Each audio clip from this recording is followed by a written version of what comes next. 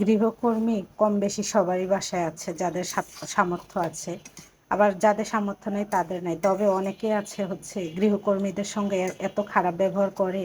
ওই বয়সে, গৃহকর্মীর বয়সে তার একটা মেয়েও আছে তবুও। হ্যালো এভরিওয়ান, আসসালামু আলাইকুম।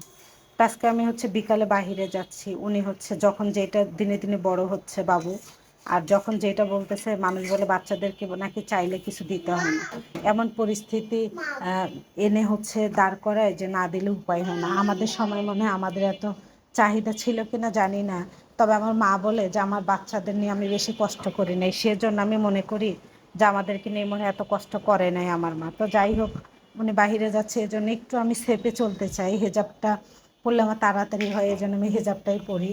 আর হচ্ছে হেজাবের উপরে একটু অন্যান্য চেষ্টা করি, মেয়ে মানুষ তো সবাইকে এই মায়ের পৃথিবী ছেড়ে যেতে হবে, এজন্য সেফলি চলার একটু চেষ্টা করি। জানি হয় না, তবুও একটু সেফে থাকার চেষ্টা করি। তো যাই হোক, দোকানে যাই, দেখে উনি কি কেনে, তারপর হচ্ছে কে কোথায় থেকে ভিডিওটা দেখতেছেন অবশ্যই কমেন্টের মাধ্যমে জানাবেন।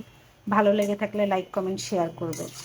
আপনাদের ভালোবাসা অবশ্যই চাই। আপনারা যদি একটু সবাই ভালোবাসা দেন, সাপোর্ট করেন, তাহলে ছোট্ট বোনটা এই ছোট্ট পেজটা নিয়ে একটু এগিয়ে যাবে। তো যাই হোক, আমাদের বাসার পাশে একটা এরকম বাসা আছে, ওর গৃহকর্মীটা কষ্ট দেখে আমার এত খারাপ লাগছে। ওকে আমি জিজ্ঞাসা করতেছিলাম, ছোট মানুষ, যে তুমি ঈদে বাড়িতে যাও নাই? সে তখন বলতেছিল ইশারা দিয়ে, এর আগে একদিন বলছিল যে আপু আমার কথা বলা নিষেধ। ওর বয়স হবে 13-14, এর বেশি হবে না কখনোই, একদম ছোট মেয়েটা। তো ওর কথা বলার নিষেধ। আমাদের কিন্তু ঈদে স্বামী সন্তান নিয়ে থাকি, তবুও জানি কেমন জানি ফাঁকা ফাঁকা লাগে। আর ওই ছোট্ট মেয়েটা ঈদেও কিন্তু বাড়ি যেতে পারে না। বললাম কোরবানি ঈদে গেছো? না কোরবানি ঈদে, না রমজান ঈদে। গরিব মানুষ জানেন, শুধু পেটের জন্য আমাদের মতো মানুষেরা, আমাদের থেকে নিশ্চয়ই তার একটু নিচু লেভেল আছে। আমার যদি ওই রকম সামর্থ্য থাকতো, নিশ্চয়ই আমি গরিব মানুষদেরকে নিয়ে কাজ করতে চাই। তবে কি জানেন, যে হচ্ছে মেয়েটার কথা শুনে আমার এত পরিমাণে খারাপ লাগছে, যে হচ্ছে আমরা বড় মানুষেরাই হচ্ছে স্বামী সন্তান নিয়ে থাকি, তবুও বাবা মার জন্য মন খারাপ করে। আর ওই ছোট মানুষ সারাদিন বাসায় থাকে, কোথাও নিয়েও যায় না তারা।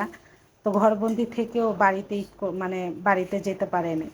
তবে সব বড় লোক যে একরকম আমি এটা বলবো না, অনেক বড় লোক আছে অনেক ভালো, মানে গৃহকর্মীদের নিজের সন্তানের মতো ভালোবাসে। আবার তার ভিতরেও কিছু কিছু মানুষ আছে যে গৃহকর্মী মানে কি, যে হচ্ছে মনে হয় কিনে আনছে। আমরা খবরে কম বেশি 2 দিন পর পরই দেখি যে গৃহকর্মীর এখান থেকে বডি বের হচ্ছে, ওখান থেকে বডি বের হচ্ছে, এরকম অনেক জায়গায় হয়ে ওঠে।